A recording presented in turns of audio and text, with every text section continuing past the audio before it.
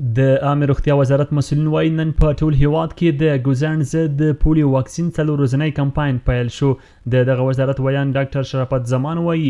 د پولیو دغه واکسین به په ټول هیواد کې په 11.8 میلیونو هغه ماشومانو باندې تطبیق کیږي چې عمرونه یې له 5 کلونو څخه کم وي. نوموړی دغه راز زیاتوي نن د دوشنبه ورځ د 1404 هجري شمسي کال د ثور د میاشتې لومړۍ نیټه د هیواد په 14 ولایتونو کې د پولیو د واکسین ملي کمپاین پیل کیږي. یاد کمپاین چې نږدې 4 ورځې به ادامه ولري د هیواد په 14 ولایتونو کې به د 11.8 میلیونه په شاوخوا کې هغه ماشومان ته چې له 15 کلونو څخه کم عمر لري د پولیو واکسین تطبیق شي.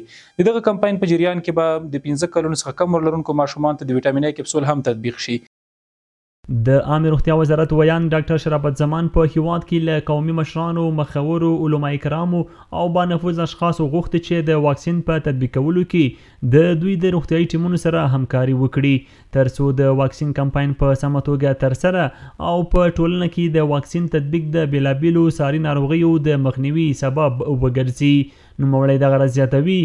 هغه ماشومان چې د 15 کلونو څخه کم عمر لري د هغوی د سترګو دید د قوت لپاره همدارنګه د وجود د دفاعي سیستم د قوت لپاره د وټامین ای کپسول مهم رول لوبوي. د قومي مخورو، علماء کرامو او د سیمې اوسیدونکو څخه مهیله ده چې په سیمه کې زموږ له واکسیناتورانو سره مرستندوی اوسیږي ترڅو وکولای شو د پولیو د واکسین په ښه تطبیق سره په افغانستان کې د پولیو ناروغۍ څخه مخنیوي وکړو. د یادونې وړ ده چې د پولیو واکسین دغه کمپاین به د روان 2025 زیږدیز کال د اپریل له 21 نیټې تر 24 نیټې پورې په ټول هیواد کې ترسره شي چې په ترڅ کې به شاوخوا 11.8 میلیونه له 15 کلونو کم عمره ماشومان واکسین شي.